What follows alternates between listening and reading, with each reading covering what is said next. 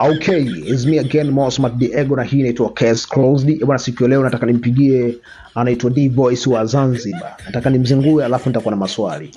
Si wazingui sana leo, kidogo tu. Kama mtu akibahatika kunijua, sawa. Huyu kati ya vijana ambao wanafanya wajanja sana. Namjaribu. Assalamu alaikum. Assalamu alaikum. Hiyo kali hiyo. Ita basi.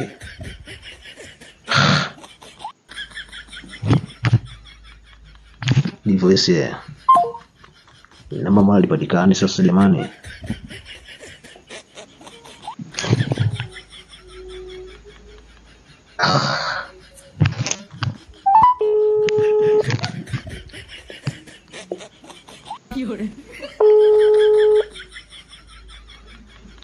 Inaitatulia. D Voice, wewe mjanja sana. Pesa sina, hakuna kazi sina, mpenzi naye sina, ashindwe. Kwa mimi ndo John Cena mtumbe, kwa mimi ndo John Cena. D Voice, wewe mjanja sana. Hello. Hello. Hello. Hello, vipi habari? Hello. Havi kwema? Alhamdulillah. Hi Ibrahim. Nashukuru Mungu mpaka sasa. Unaongea na Ibrahim. Unaongea na Ibrahim, namba gani pa Marshid? Hapo Marshid. Marshid. Niambie. Haya, naftarisho langu nataka tangazo la ftarisho. Ramadhani 28. Ramadhani 28. 28. Okay, karibu. Sasa tunaongea vipi sasa kuhusiana na tangazo? Labda tunaongea tukionana. Sawa. Sasa Naam. ni nataka namba ya ma content creator wengine unaweza kutumia. Ma content creator Wengine, yani nataka nitoe madili ya tofauti kwa tofauti. Ama nani?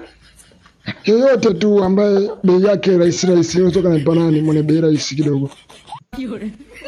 Basi hamna shida. Unaweza kanipa nani? Nani unaweza kanipa bei rahisi? Bei rahisi? Hamna bei rahisi, kila mmoja na bei yake atakapokuambia. Kwa sasa sijajua wewe mtongea. Mimi kuna kazi sitaki ujinga unajua. Kwa hiyo tukizungumzia kazi ni kazi.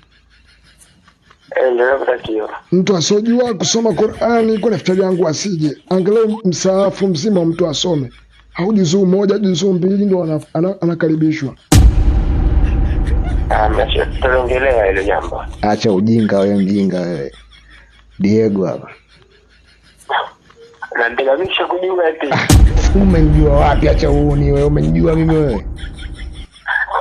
Tena katika mtu nimekukazia sasa, wewe nimekukazia sasa mjinga. Maana niko nakutafuta unitajie pesa zako.